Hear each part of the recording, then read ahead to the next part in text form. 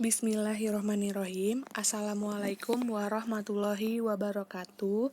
Saya Rima Purnamasari, guru bidang studi Bahasa Indonesia untuk kelas 9. Hari ini kita akan belajar tentang teks laporan percobaan. Pada teks laporan percobaan terdapat empat subbab. Yang pertama, pengertian, ciri-ciri, dan informasi.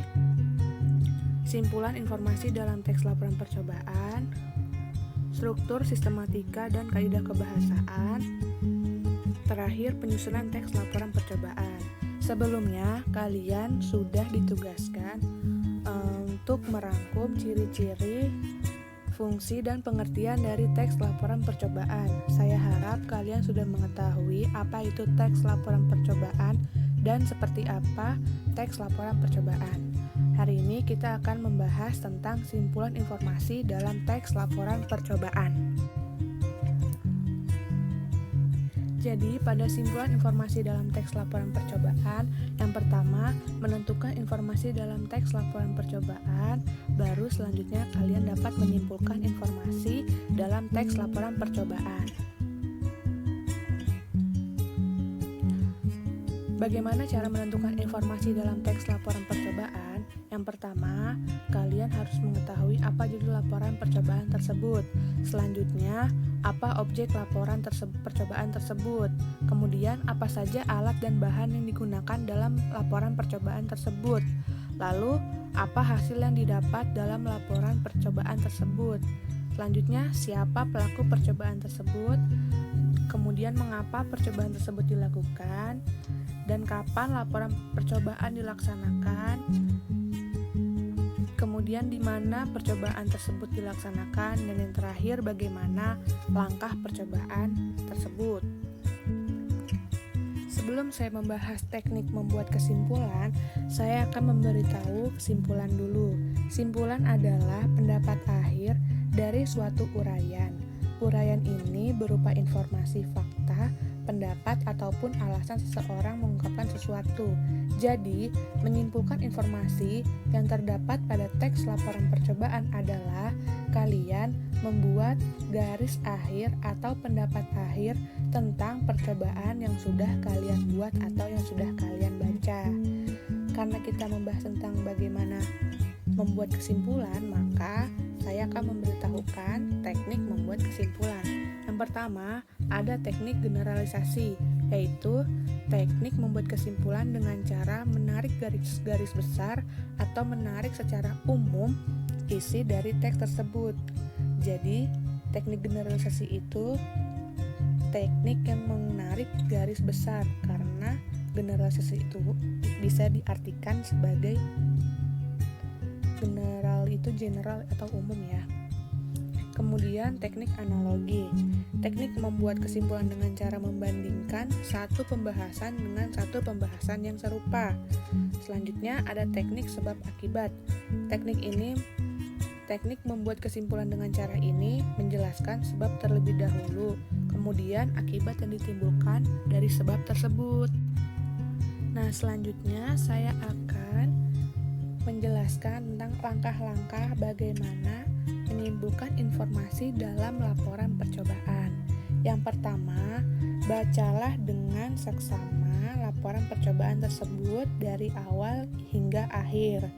Kemudian, tentukan tema yang terdapat dari laporan teks percobaan yang dibaca. Setelah itu, tentukan subjeknya. Kemudian, tentukan ide pokok dari setiap paragraf yang ada. Yang keempat, catat setiap informasi penting yang terdapat dari tiap paragraf.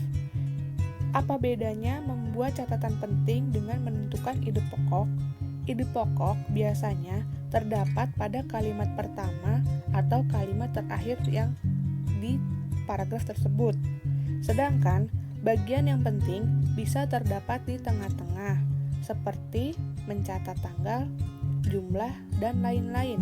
Maksudnya terdapat di tengah-tengah, bisa terdapat di tengah paragraf tersebut. Itu termasuk ke dalam bagian yang penting dalam sebuah teks, karena terdapat angka.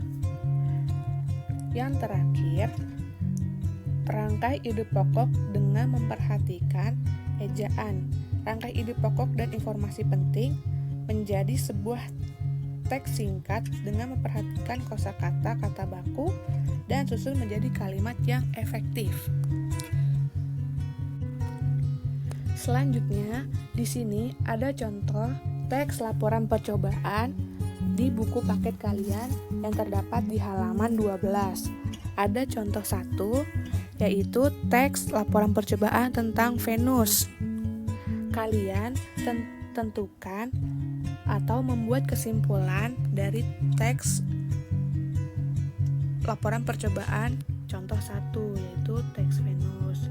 Yang kedua, kalian membuat kesimpulan dari contoh teks laporan percobaan kelelawar atau contoh 2. Yang ketiga, kalian membuat kesimpulan dari teks laporan percobaan kehidupan di Antartika.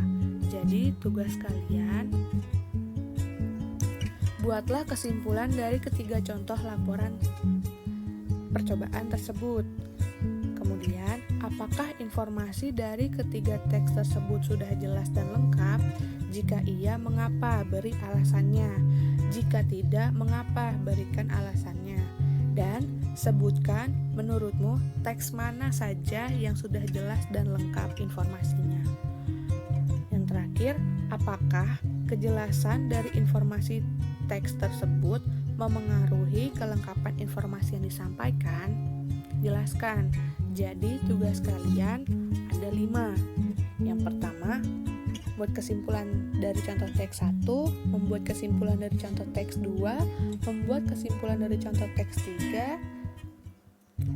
kemudian memberikan alasan apakah informasi dari teks tersebut sudah jelas dan lengkap, dan yang terakhir, apakah kejelasan dari informasi teks tersebut memengaruhi kelengkapan informasi yang disampaikan.